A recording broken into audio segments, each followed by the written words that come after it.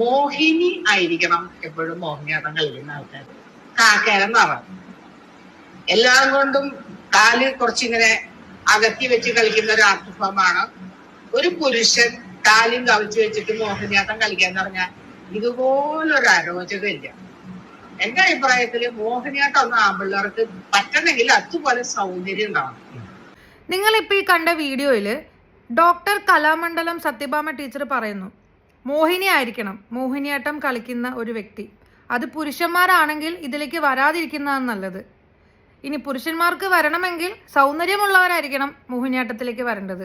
അല്ലാതെ കാക്കയുടെ നിറമുള്ള ഒരു വ്യക്തി 2 കാലം അകത്തി വെച്ച് കളിക്കുന്ന മോഹിനിയാട്ടം പ്രേക്ഷകർക്ക് കാണുമ്പോൾ അരോചകത്വം തോന്നുമെന്ന്. നമുക്ക് നമ്മുടെ ചരിത്രത്തിൽ നടന്ന ചില കാര്യങ്ങളിലേക്ക് ഒന്ന് എത്തി നോക്കിയാലോ. എന്തുകൊണ്ടാണ് ബറാക് ഒബാമ ആദ്യത്തെ ആഫ്രിക്കൻ അമേരിക്കൻ പ്രസിഡന്റ് ആയത് ലോകം മുഴുവൻ ആഘോഷിച്ചത്? എന്തുകൊണ്ടാണ് ലാക്മി, പോൺസ്, ഈ ബ്യൂട്ടി പ്രൊഡക്ട്സ് ഒക്കെ വിൽക്കുന്ന ഈ കമ്പനികൾ കോടികൾ ലാഭം കൊയ്തുകൊണ്ടിരിക്കുന്നത്? എന്തുകൊണ്ടാണ് വിവാഹവേദിയിൽ കല്യാണ പെണ്ണ്, അത് വെളുത്തതായിക്കോട്ടെ കറുത്തതായിക്കോട്ടെ, അണിഞ്ഞൊരുങ്ങി വരുന്നത്? സംഗീതം പഠിക്കാൻ വേണ്ടി ഞാൻ ചെന്നപ്പോൾ സംഗീത അധ്യാപകൻ എന്നോട് പറഞ്ഞു, സൗന്ദര്യമുള്ളൊരു ശബ്ദം നിനക്കില്ല, അതുകൊണ്ട് നീ സംഗീതം പഠിക്കണ്ട, അത് ശരിയാവില്ല എന്നോട് പറഞ്ഞിട്ടുണ്ട്. ഇന്നും പല സ്വകാര്യ മുറികളിലും പല സ്വകാര്യ ചർച്ചകളിലും ചർച്ച ചെയ്തു വരുന്ന ഒരു വിഷയമാണിത്. അതുപോലെ തന്നെ എനിക്ക് പരിചയമുള്ള പല വ്യക്തികളും എന്നോട് പറഞ്ഞിട്ടുണ്ട്, അവരുടെ അധ്യാപകർ അവർ പെർഫോം ചെയ്യുമ്പോഴത്തേക്കും ഒന്ന് ഇരുണ്ടുപോയി, ആ ഒരു കുറവ് മാത്രമേ നിനക്കുള്ളൂ, പക്ഷെ ബാക്കിയൊക്കെ നീ നന്നായിട്ട് ചെയ്യുന്നുണ്ടെന്ന്. നിങ്ങൾക്ക് എന്താ തോന്നുന്നത്?